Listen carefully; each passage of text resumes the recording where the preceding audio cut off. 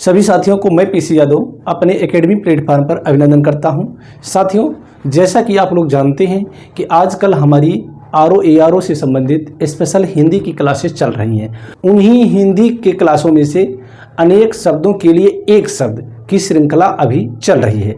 उसी श्रृंखला के तहत आज हम दिशाओं से संबंधित जो प्रश्न आते हैं, अनेक शब्दों के लिए एक शब्द जो वाक्यांश भी कहलाते हैं, तो उसमें दिशाओं से संबंधित भी प्रश्न आते हैं। तो आज का वीडियो हमारा मुख्य रूप से दिशाओं पर केंद्रित है। यहाँ हम आपको दिशाओं से संबंधित जितने भी प्रश्न आते हैं उन सभी प्रश्नों का निराकरण करेंगे। इसके साथ ही साथ कुछ महत्वपूर्ण और भी वाक्यांश हैं जिसकी भी चर्चा आपके साथ करने वाले हैं। तो करते हैं शुरुआत आज के वीडियो की, जो आपके लिए बहुत ही ज़रूरी है। यहाँ आप देखेंगे ऊपर के जो तीन हैं एक कमल से संबंधित है। कमल से संबंधित प्रश्न आता है कि नीले रंग का कमल क्या कहलाता है, लाल रंग का कमल क्या कहलाता है और सफ़ेद रंग का कमल क्या कहलाता है। तो आप विचार करें और विचार करके बताएं। इसमें आप जब इस वीडियो को देखें तो अगर आपको लगता है कि हम इन प्रश्नों को बता सकते हैं तो आप वीडियो को रोक करके भी अपने मन में उस प्रश्न का उत्तर खोज सकते हैं और उसके बाद वीडियो को ऑन करके अपने उत्तर की पुष्टि भी कर सकते हैं। तो हम देखते हैं जो पहला इसमें वाक्यांश है, नीले रंग का कमल। नीले रंग का कमल क्या कहलाता है? नीले रंग के कमल को कहा जाता है इंदिवर। क्या कहा जाता है? इंदिवर। नीले रंग का कमल कहलाता है इंदिवर। इसको एक और नाम से भी जाना जाता है, वो नाम है नीलोत्पल। नीलोत्पल। नीलोत्पल। यहां आप ये देख रहे हैं जो नीले रंग का कमल है, यहां से जो प्रश्न आता है उसमें प्रश्न दिया जाएगा कि नीले रंग का कमल कहलाता है या नीले रंग के कमल के लिए एक शब्द उपयुक्त है। तो उसमें से 4 विकल्प रहेंगे, उसमें से जो इंदिवर होगा या नीलोत्पल होगा, ध्यान देंगे 2 में से एक ही विकल्प रहेगा, या तो इंदिवर आएगा या तो नीलोत्पल आएगा। इनमें से जो भी विकल्प उसमें दिया रहेगा आप उसको सही का चिन्ह लगाएंगे, यानी उस विकल्प को गोला कर देंगे। तो आप भी देखें नीले रंग का कमल क्या कहलाता है? इंदिवर। और इंदिवर के अलावा उसको नीलोत्पल भी कहा जाता है। अब हम देखते हैं लाल रंग का कमल। लाल रंग का कमल क्या कहलाता है? लाल रंग का जो कमल होता है उसको कहा जाता है कोकनद। क्या कहा जाता है? कोकनद।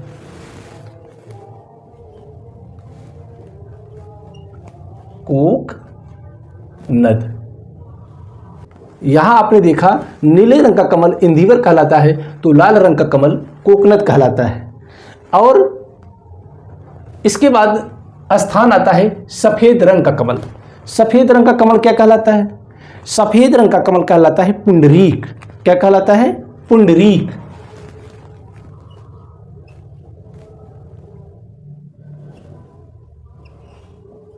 पुंडरीक।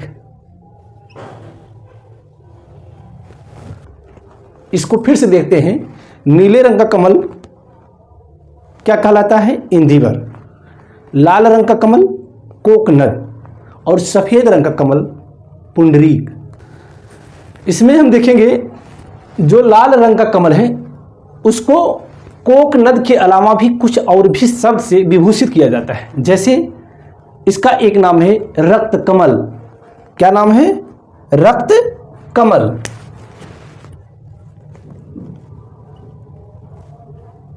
रक्त कमल। और एक नाम और है, वो है रक्तोत्पल। रक्तोत्पल। रक्तोत्पल। यहां आपने देखा लाल रंग का कमल कोकनद के अलावा रक्त कमल और रक्तोत्पल के नाम से भी जाना जाता है। अगर हम सफ़ेद रंग के कमल की बात करें तो इसका नाम पुंडरीक के अलावा भी 2 और नाम है। एक है सिताम्बुज सिताम्बुज और अगला है श्वेताम्बुज।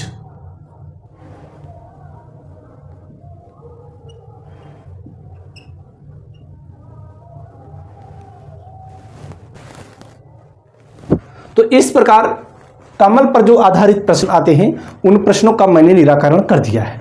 नीले रंग का कमल इंदिवर कहलाता है। इसके अलावा इंदिवर के अलावा नीलोत्पल के नाम से भी जाना जाता है। लाल रंग का कमल, इसको कोकनद के नाम से जाना जाता है। इसके अलावा दो और भी नाम हैं, रक्त कमल और रक्तोत्पल। तीसरा है सफेद रंग का कमल, इसको पुंडरीक के नाम से जाना जाता है। इसके अलावा सिताम्बुज और श्वेताम्बुज, ये नाम कमल पर यानी सफेद कमल के लिए निर्धारित है। तो इस प्रकार कमल पर आधारित जो प्रश्न आते हैं उनका निराकरण हो गया है। अब कुछ और भी वाक्यांश हैं, उस पर भी नजर डालते हैं। इसके बाद हम चर्चा करते हैं दिशाओं की।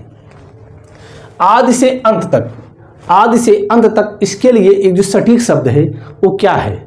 वो है आद्योपांत। आद्योपांत, आद्योपांत।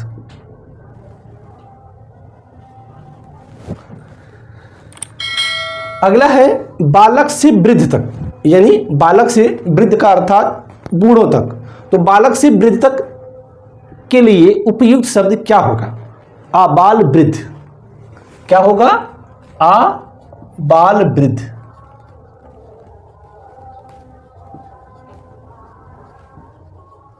आबाल वृद्ध। अगला वाक्यांश है सेतुबंध से हिमालय पर्वत तक। सेतुबंध से हिमालय पर्वत तक, इसके लिए एक शब्द क्या होगा? इसके लिए एक शब्द होगा आसेतु हिमालय। आसेतु हिमालय।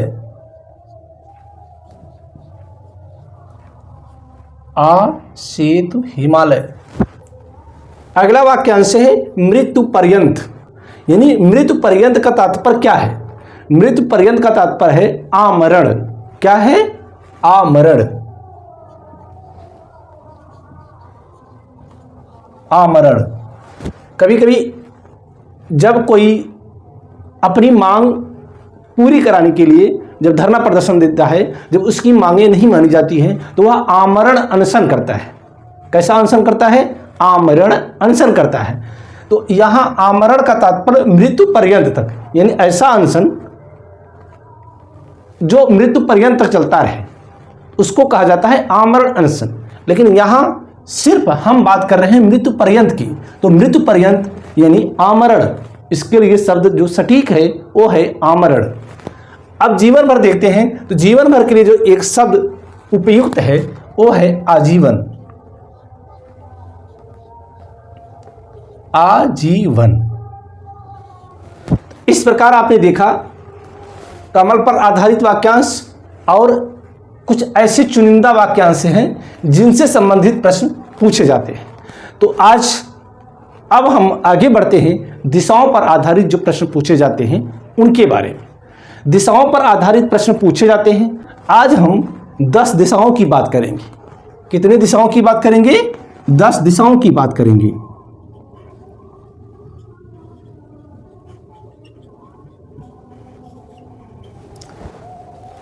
जैसे यहां हमने लिखा है उत्तर, दक्षिण, पूरब, पश्चिम, इससे तो आप परिचित हैं ही, इसमें कोई बताने की आवश्यकता नहीं है।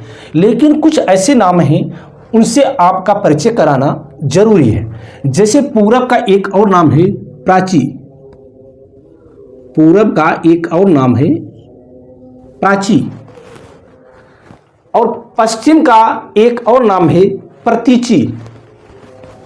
प्रतीची।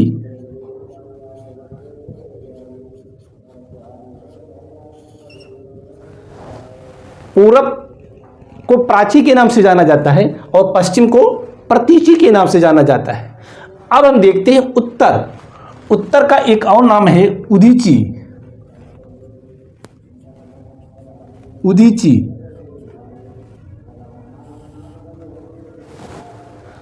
और दक्षिण का एक और नाम है अभिची।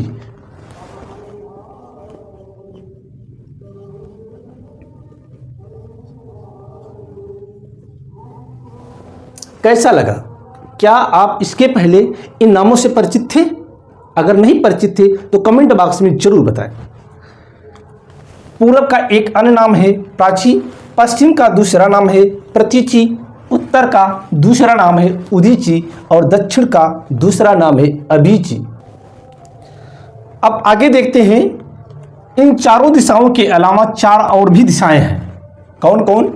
जैसे आप ये देखिए, उत्तर और पूरब के जो एक कोण में है, उत्तर और पूरब के जो ये कोण में है, ये कहलाता है ईशान। ईशान कोण क्या कहलाता है? ईशान कोण।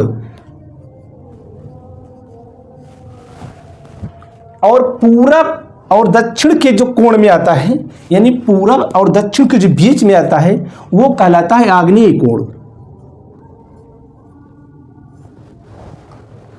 और पश्चिम और दक्षिण के कोण में जो आता है वो कहलाता है नैऋत्य कोण। नैऋत्य कोण। और पश्चिम और उत्तर के कोने में जो आता है वो कहलाता है वायव्य कोण। इसको हम दोहराते हैं आपके साथ। जैसे ऊपर उत्तर है, नीचे दक्षिण है, इधर पूरब है, इधर पश्चिम है, तो पूरब और उत्तर के जो कोण में है वो कहलाता है ईशान। पूरब और दक्षिण के कोण में जो है वो कहलाता है आग्नेय। और दक्षिण और पश्चिम के जो कोण में है वो कहलाता है नैऋत्य। और पश्चिम और उत्तर के जो कोण में है वो कहलाता है वायव्य। क्या कहलाता है? वायव्य। इस प्रकार ईशान, आग्नेय, नैऋत्य, वायव्य, उदीची, प्राची, अभिची, प्रतीची। प्राची, प्रतीची, उदीची, अभिची, ईशान, नैऋत्य, वायव्य, आग्नेय। आप इसको रटे नहीं, समझें। ऐसे ही दिमाग में अपने चित्र बनाएं और उसी के आधार पर आपको याद हो जाएगा। एक दो बार ऐसे मनन करें, आंखें बंद करें और याद करेंगे तो सब कुछ याद हो जाएगा। जैसा कि जानते हैं, करोगे याद तो हर बात याद आएगी, गुजरते हुए वक्त की हर मौज ठहर जाएगी। अब आगे देखें, ये तो रहे कुल 8 दिशाओं, 4 और 4 8। 2 दिशाओं की और चर्चा करते हैं। एक जो ऊपर होता है, एक नीचे होता है। ऊपर और नीचे। ऊपर को कहा जाता है ऊर्ध्व और नीचे को कहा जाता है अधः। ऊपर को कहा जाता है ऊर्ध्व और नीचे को कहा जाता है अधः। और बाकी 8 दिशाएं तो हमने बता ही दिया। तो 8 2 10 दिशाएं हो गई। तो अब हमारे साथ एक बार पुनः इसकी चर्चा कर लेते हैं।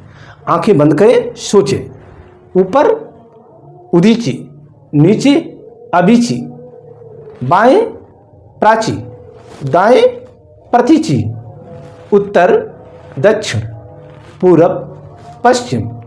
अब और देखें, उत्तर और पूरब के कोण में ईशान, पूरब और दक्षिण के कोण में आग्नेय, दक्षिण और पश्चिम के कोण में नैऋत्य और पश्चिम और उत्तर के कोण में वायव्य।